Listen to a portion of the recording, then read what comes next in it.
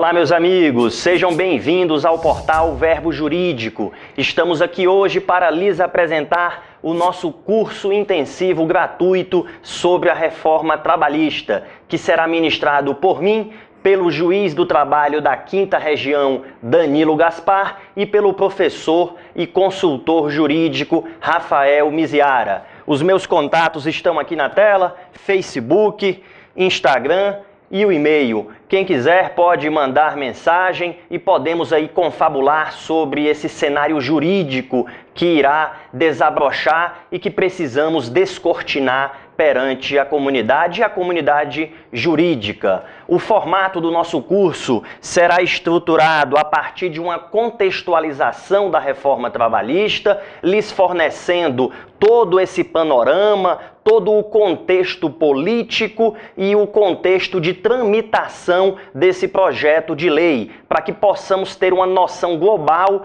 do seu desempenho, do seu impacto, do seu reflexo sobre esse mundo do trabalho e do processo do trabalho, fazendo assim um mapeamento geral. Depois faremos uma análise do direito intertemporal, ou seja, a aplicação da reforma trabalhista aos contratos de trabalho em curso e aos processos que também estão em curso. Selecionamos para vocês 120 temáticas, 120 dispositivos que foram alterados e que trazem a necessidade de um estudo e de uma atualização. Fizemos uma reunião temática desses dispositivos para que possamos fazer uma análise não isolada, mas uma análise sistemática, pensando os dispositivos que fazem referência à mesma matéria. Além dessa reunião temática dos dispositivos, faremos um exame comparativo, lado a lado em nossa tela, demonstrando de maneira didática a redação anterior e a redação nova, para proporcionar uma visão e uma apreensão do que foi objeto efetivo de mudança. Mas o exame será não apenas o comparativo dos textos legais. Faremos uma análise do impacto desses dispositivos na jurisprudência dos tribunais superiores, diversas súmulas e orientações jurisprudenciais do Tribunal Superior do Trabalho em especial, que restaram prejudicadas na sua integralidade ou, em outros casos, parcialmente prejudicadas, e também aquelas que restaram prestigiadas e permanecem com o seu escólio intacto, incólume. Além disso, faremos esse exame comparativo de cada um dos textos, o anterior e o texto atual da CLT, com uma leitura à luz da Constituição Federal, o vértice do nosso ordenamento jurídico e que espraia seus efeitos sobre as demais normas. Uma análise também à luz dos princípios gerais de direito e dos princípios peculiares ao direito material e ao direito processual do trabalho. Pois bem, feita a apresentação do formato do curso, senhores, precisamos agora entrar na contextualização da reforma trabalhista. E, contextualizando essa reforma, precisamos examinar a fonte material, ou seja, os acontecimentos sociais, políticos e econômicos que levaram ao ensejo de uma reforma trabalhista. É fato que passamos por uma crise econômica, assim como outras comunidades estrangeiras passam e também já passaram. Portugal enfrentou uma severa crise e em 2009 promoveu uma reformulação no direito do trabalho. Houve a aprovação de um Código de Trabalho português lá por volta de 2009. Tivemos uma alteração significativa também no Chile, essa imprimindo efeitos ainda mais impactantes do que aqueles de Portugal, que trouxeram já uma modernização. Bom, além desses acontecimentos sociais, políticos e, sobretudo, econômicos que ensejaram, né, que levaram à necessidade de uma reforma. E quando falamos de acontecimentos sociais, há uma imbricação dos acontecimentos sociais com os econômicos, né? Afinal de contas, o mundo do trabalho é o meio pelo qual as pessoas despossuídas de riqueza material acumulada conseguem se inserir em uma sociedade capitalista. Além disso, temos uma circunstância política e que traz aqui um ingrediente peculiar, específico do nosso país. Houve o impeachment da então presidente da República e houve a assunção do vice-presidente. E com isso, houve alguns ajustes no Congresso Nacional e um novo viés, um viés mais voltado ao aspecto econômico, a uma possível necessidade de retomada da economia por meio da redução de direitos trabalhistas em alguns aspectos. Bom, senhores, o fato é que a alteração que é feita no âmbito do direito do trabalho, ou seja, mudar o direito do trabalho, gera reflexos também sociais, políticos e econômicos. Afinal de contas, os trabalhadores se inserem, né, por meio do trabalho nessa sociedade capitalista e por meio do trabalho também são gerados tributos, há uma circulação de riquezas, então há todo um profundo reflexo gerado a partir do mundo do trabalho. E nós vivemos uma situação política de um governo de transição após o impeachment de uma presidente da República investida popularmente. Pois bem, considerando o fato de estarmos diante de um governo de transição, será que seria um momento oportuno de uma mudança tão impactante no meio social? Será que seria esse o momento de se realizar alterações tão significativas em um ramo que tutela pessoas em situação de desigualdade?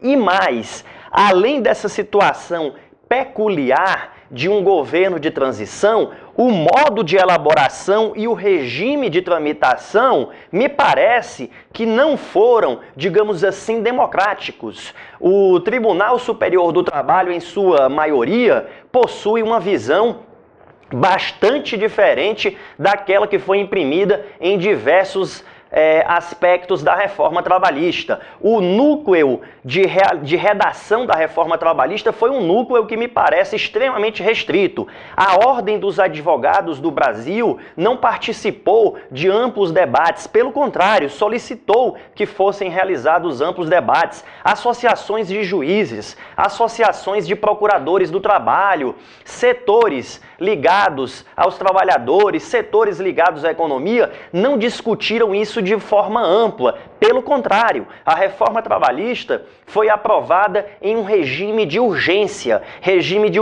esse que reduz o alcance de discussão e impossibilita um debate, um diálogo com a sociedade de um modo mais aprofundado. Houve uma tramitação extremamente célere e esse projeto foi aprovado com surpreendente celeridade, numa sistemática e num procedimento que causou espécie. Pelo grau de impacto que é gerado, me parece que seria o caso de uma discussão mais ampla com a sociedade. E isso exige de nós ainda mais um exame detido, um exame acurado sobre esses impactos e sobre as compatibilidades com a principiologia e com a nossa Constituição Federal.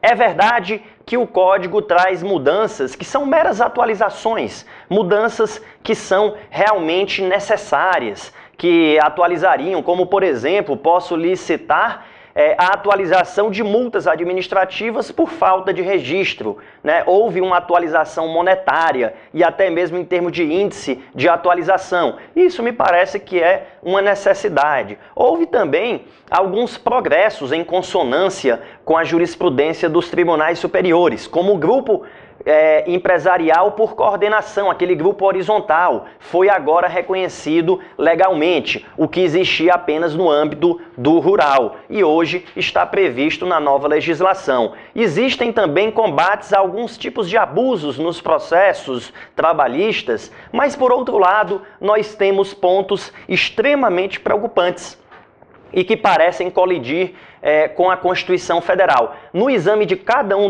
dos dispositivos, iremos examinar e iremos identificar a vocês, apontar aqueles que, a nosso ver, são flagrantemente inconstitucionais, aqueles que podem levar a uma interpretação de inconstitucionalidade e aqueles que nos parecem estar em consonância com a Constituição Federal, apontando as possibilidades exegéticas de cada um dos dispositivos. Mas, independente do aspecto de compatibilidade material ou não com a Constituição, o que mais me preocupou, senhores, foi não a reforma em si, que é preocupante em alguns aspectos, mas a forma.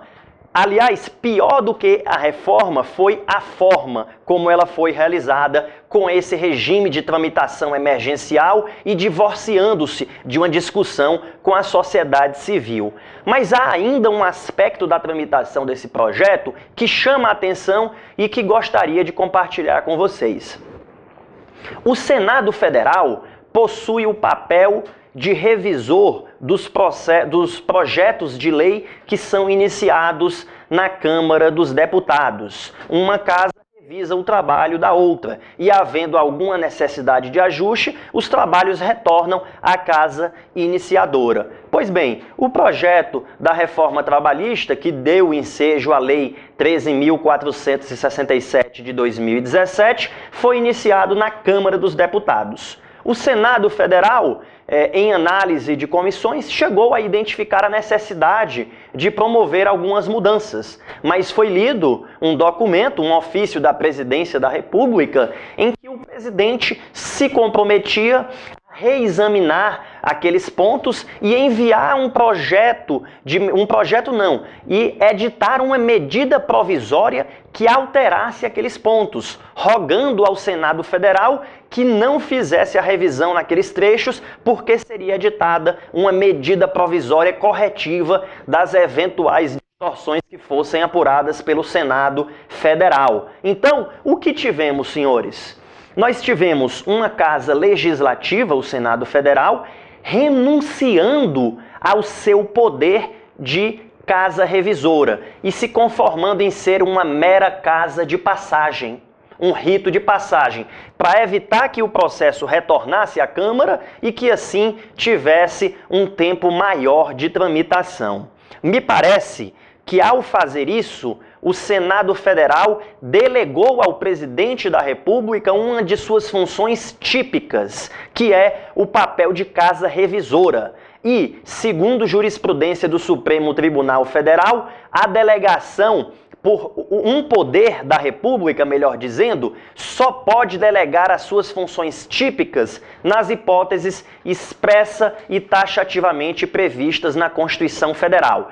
Cada um dos três poderes deve desempenhar a sua função típica. Excepcionalmente, a Constituição autoriza que um outro poder a desempenhe, como, por exemplo, o Poder Judiciário Trabalhista eventualmente legisla em sede de dissídio coletivo de natureza econômica, por meio das chamadas sentenças normativas.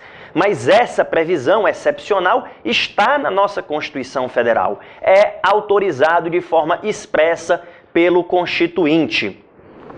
O que não está na Constituição Federal é que o Senado deixe de revisar os projetos da Câmara sob o compromisso de que o presidente da República irá editar medida provisória. Me parece que isso provoca um vício formal na tramitação e seria passível de reconhecimento de uma inconstitucionalidade formal da reforma trabalhista. Sei que é difícil a assimilação jurisprudencial dessa ideia, mas essa posição que tenho trabalhado em algumas palestras e debates sobre os temas, me parece estar assentada em jurisprudência do STF que impede a renúncia de função típica por um dos poderes. Isso, aliás, representa também o que a doutrina constitucionalista chama de vício de inconstitucionalidade por decoro parlamentar, de inconstitucionalidade por vício de decoro. Isso provocaria um reconhecimento de inconstitucionalidade, porque não seria compatível com o decoro parlamentar delegar uma função típica mediante acerto com o presidente de que faça uma medida provisória,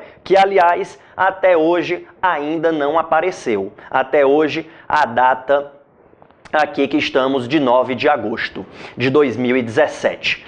Pois bem, meus amigos, além desses aspectos contextualizadores da reforma, precisamos fazer agora uma contextualização formal, material, melhor dizendo. Fizemos uma contextualização formal da tramitação de todos esses aspectos e precisamos fazer agora um panorama geral sobre o aspecto material da reforma trabalhista. E aí, estruturei para vocês os focos da reforma, né? A reforma me parece ter 4 eixos estruturais. E o primeiro eixo ou foco da reforma é a prevalência do negociado sobre o legislado.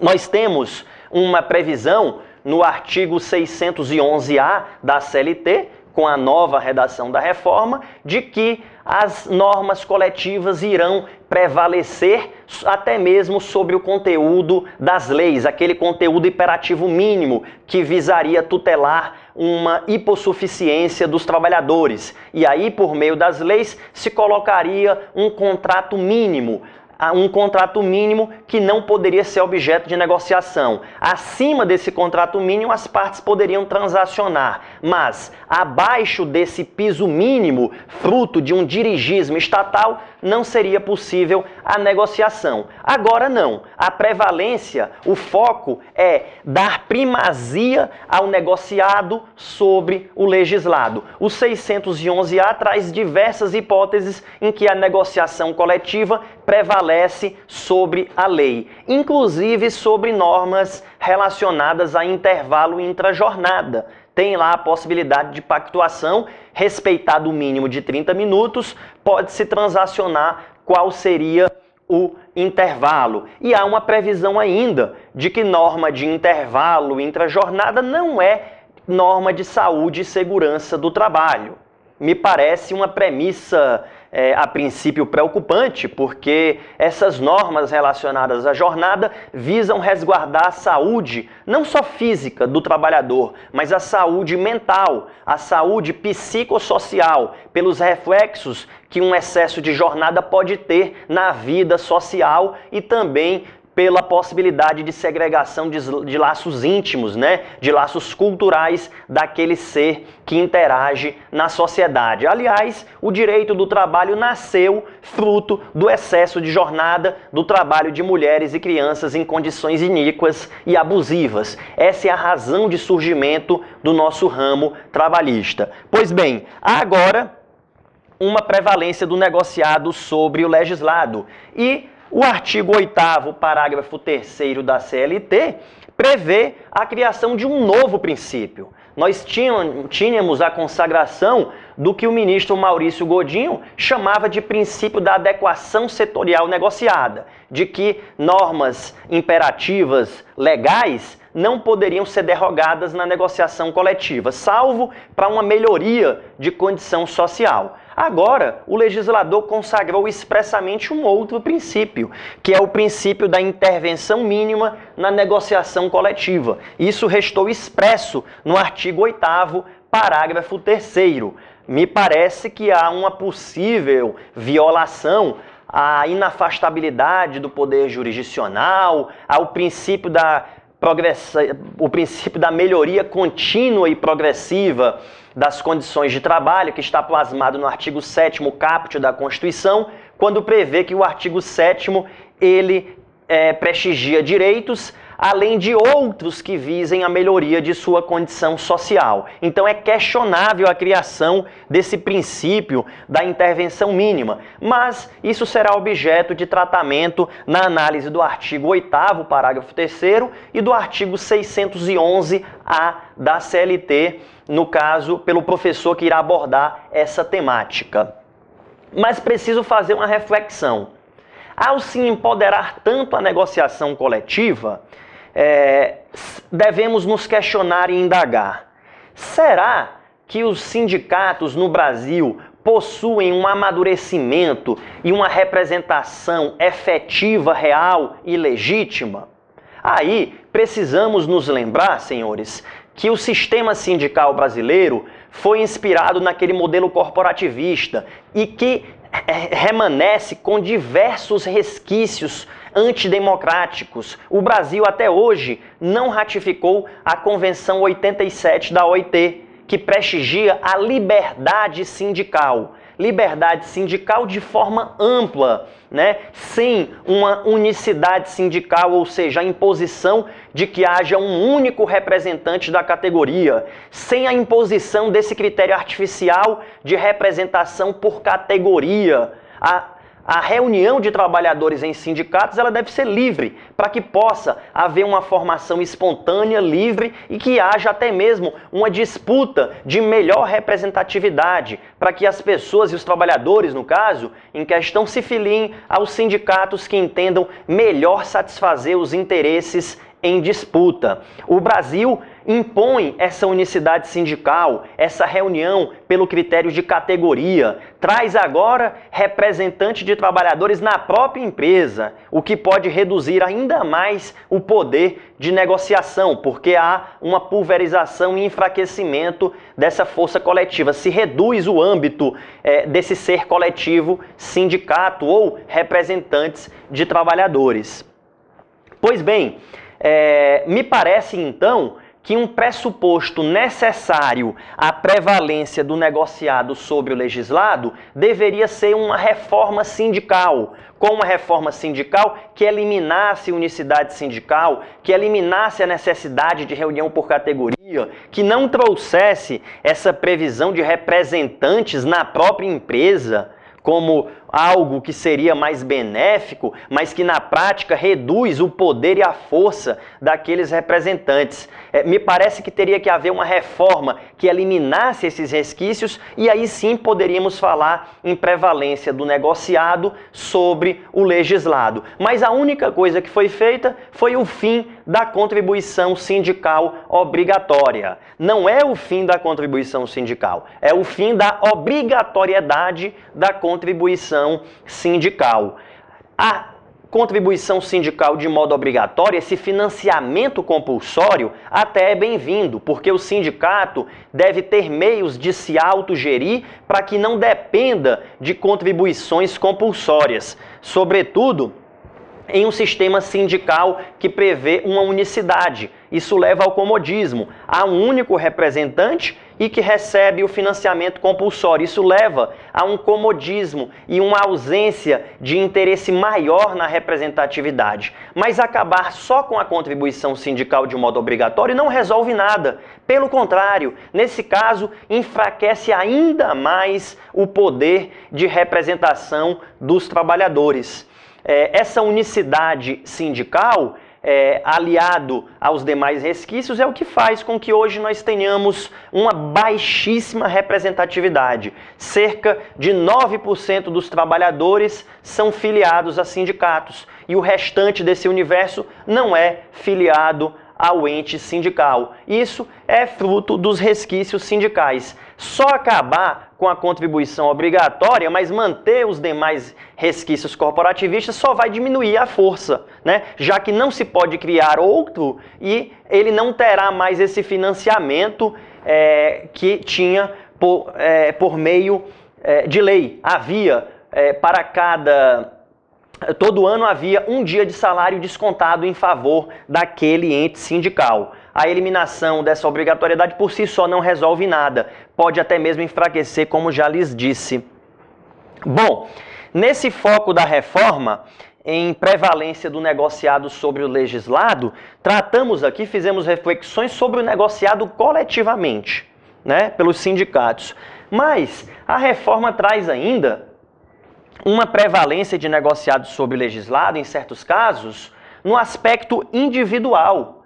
Em certos pontos, há uma negociação individual sendo prestigiada em detrimento de ajustes coletivos e, em certos pontos, até mesmo da lei e da interpretação do ordenamento jurídico. Para ilustrar a vocês, trago aqui o artigo 59, parágrafo 5º da CLT. Esse artigo prevê a possibilidade de que o banco de horas seja ajustado por meio de acordo individual entre empregado e empregador, desde que a compensação de jornada seja feita em até 6 meses e não mais em 1 ano. Aí, então, poderemos ter uma mera negociação individual se sobrepondo ao limite máximo de jornada, por meio da faculdade de compensação daquelas horas extras em até 6 meses, violando eventualmente o limite de jornada legal e constitucional.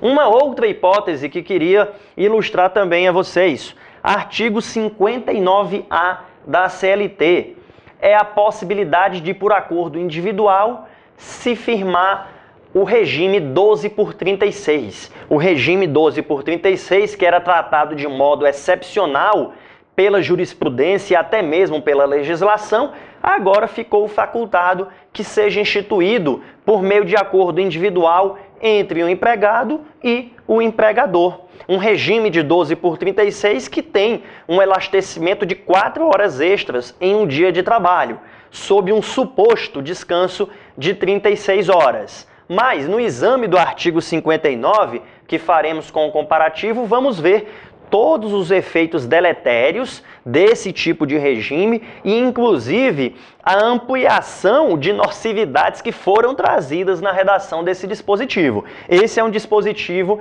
que me traz uma extrema preocupação.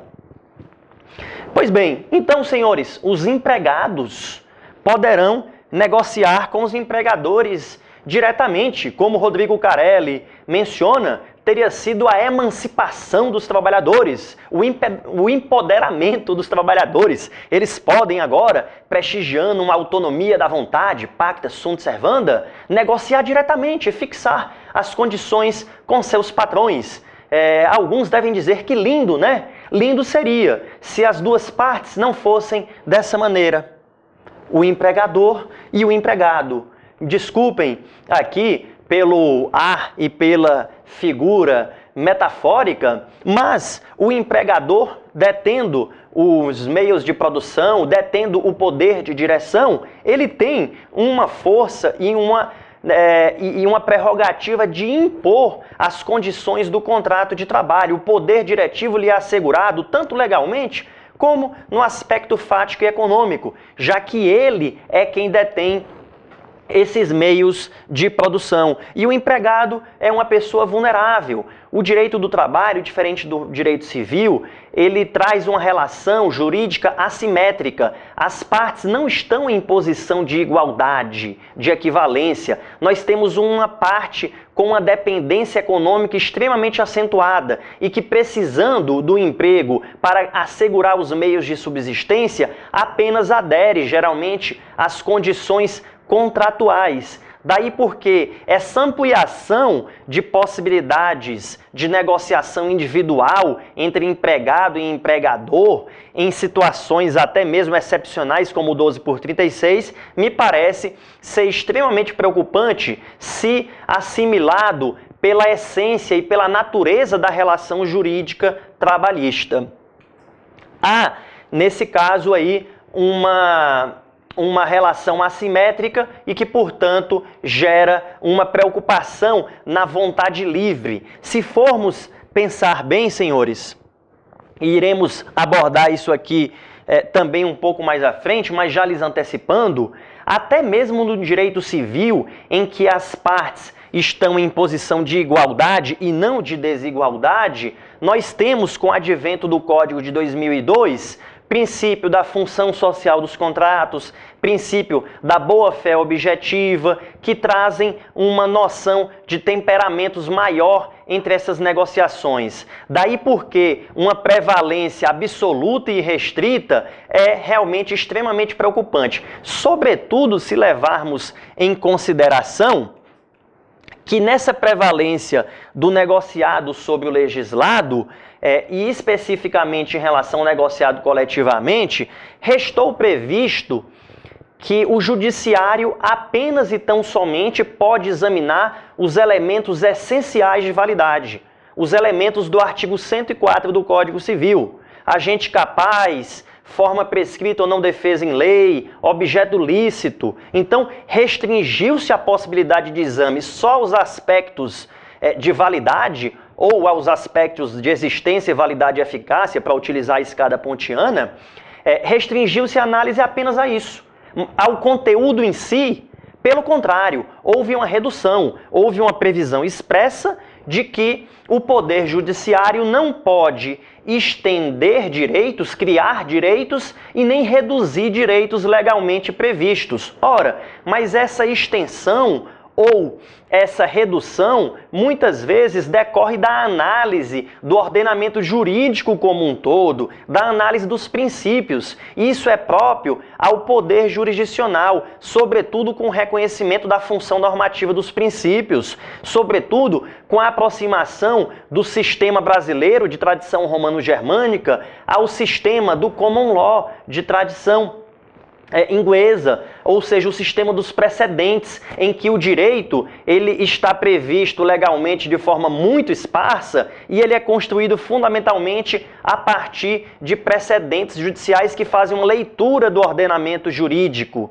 Então nós temos hoje uma prevalência do negociado sobre o legislado, sem um sistema sindical efetivo e ainda com restrição de exame de conteúdo pelo judiciário. O judiciário não pode examinar, segundo diz esse dispositivo, o conteúdo das normas. Só pode analisar o aspecto de validade e eficácia. Ora, até no direito civil se examina o conteúdo e se verifica se ele está em consonância com boa-fé objetiva, com os deveres acessórios de conduta.